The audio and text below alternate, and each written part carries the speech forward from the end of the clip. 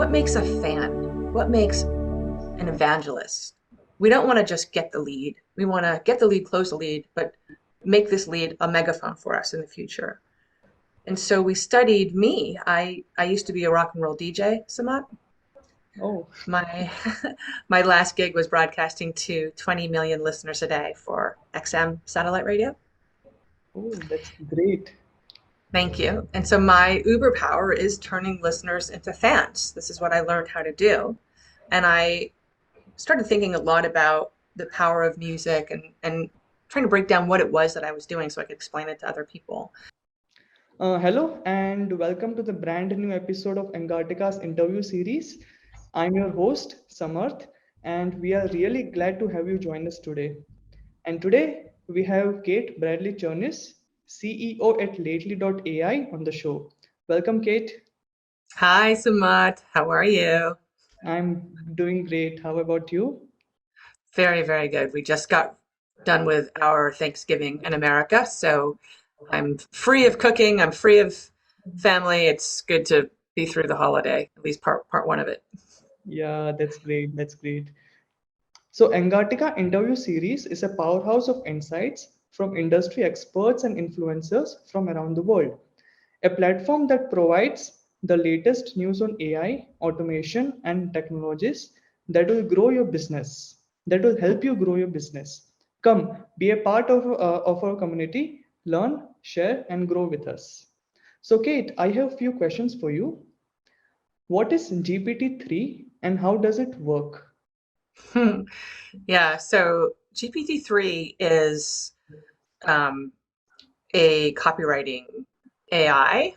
And I only know a little bit about it because our AI is something totally different. We only use them as sort of an augmenter to put a little cherry on top of what we do. But the companies that are using GPT-3 are using them to create mostly long form content. Um, what they can't do is they can't control the AI because it's not theirs, it's borrowed, which means they can't customize what they create for you. It's just generic, meaning they would create the same blog for you, Samat, as for me, taking no consideration of either your voice or my voice or your target audience or my target audience. That's not to say that it's not incredibly powerful, because it is. It's just not what we do. Okay, that's interesting to know. A following question for that. So, what is AI generated content? When is AI generated content useful? Just wanted to know that. Yeah, I mean, the same way that technology and automation is useful, right? We all don't want to do the hard things, period. Now, you can't remove the secret sauce from the hard things, right? They still have to have, we believe, um, that extra oomph to go with. So in our case, we only pair AI with humans. Our AI must rely on a human to work. And in fact, I mean, really all AI kind of runs that way. If you think of artificial intelligence sort of like a human, a human is really the only mammal that's born that can't do anything out of the womb. We can't feed ourselves. We can't even stand up. We're useless. We would die without the help of a parent, right? And AI is very similar. It relies on human intelligence to learn first. And so in the life of artificial intelligence in general, we're about at like 3 months, we're a 3 month old baby, you might say. Not lately, but like all AI. Okay.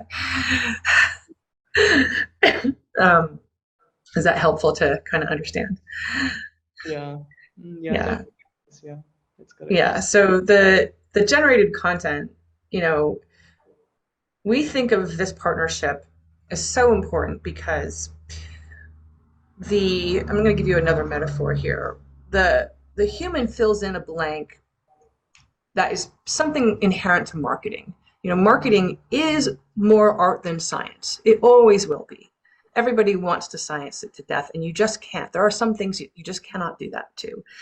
If you know that as your baseline, then you have to allow room for the unexplainable, because there is some unexplainable. And I'll give you an idea, right?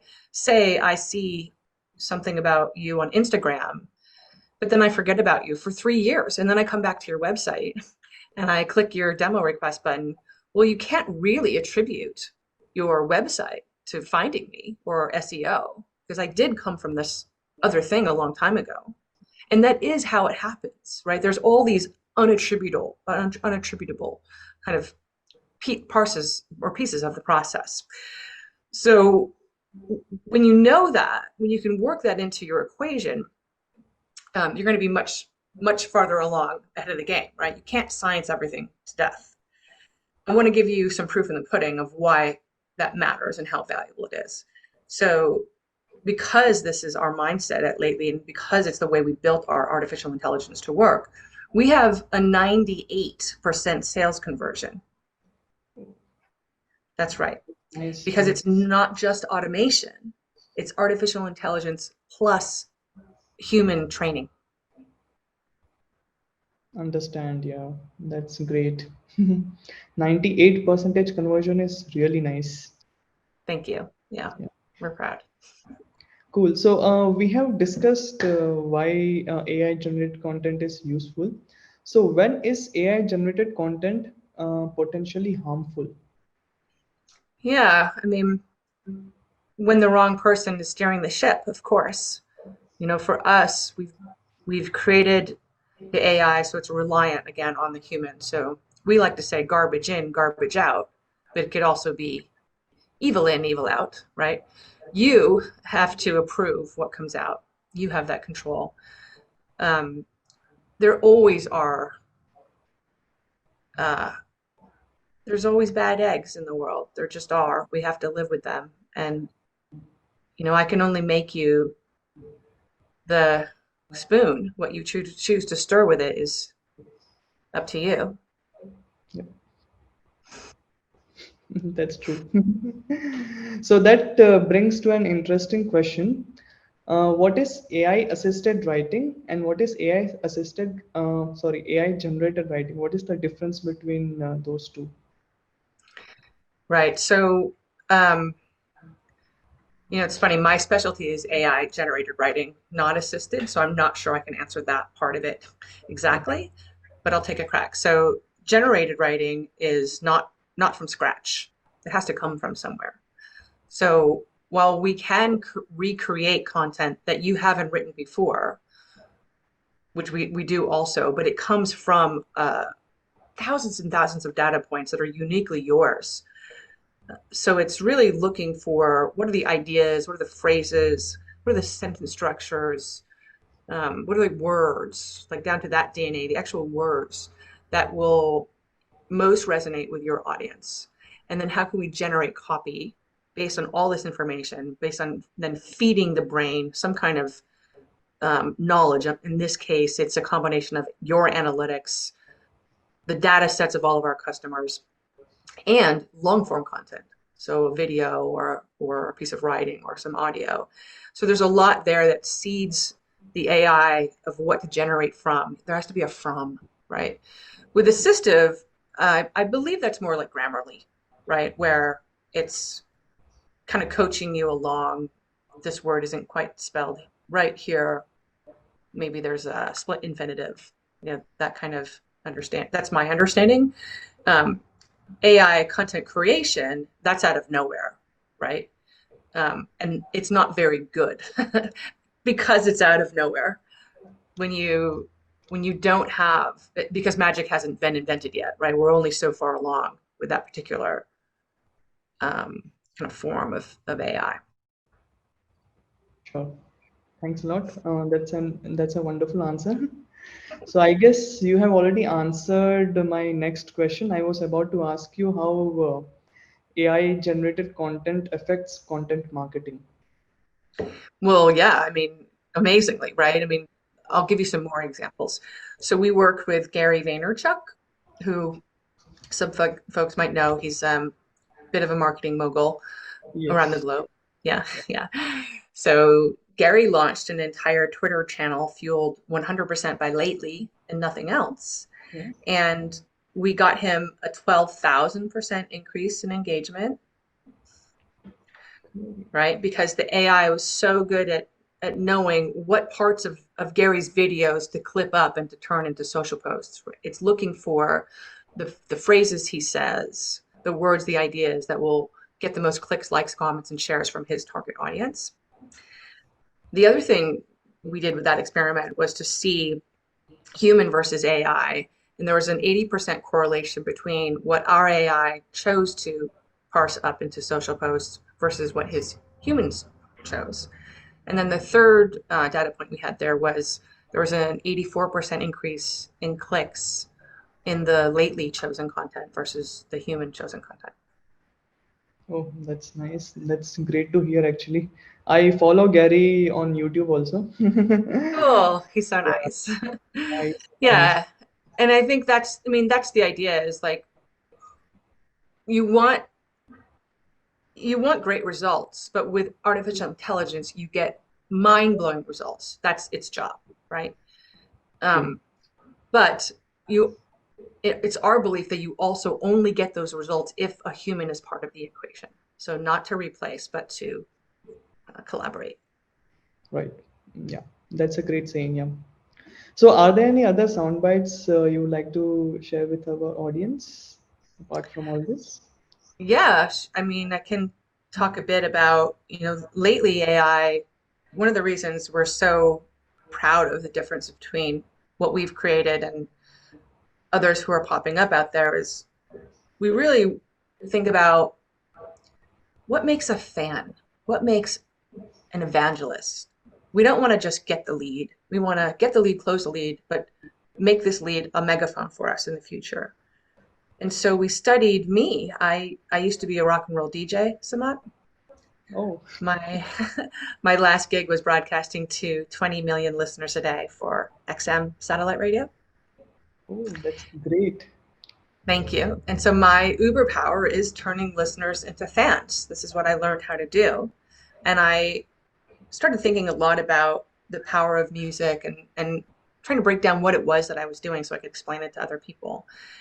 And it's not just about the music, it's about how you arrange the music and it's about what you say in between.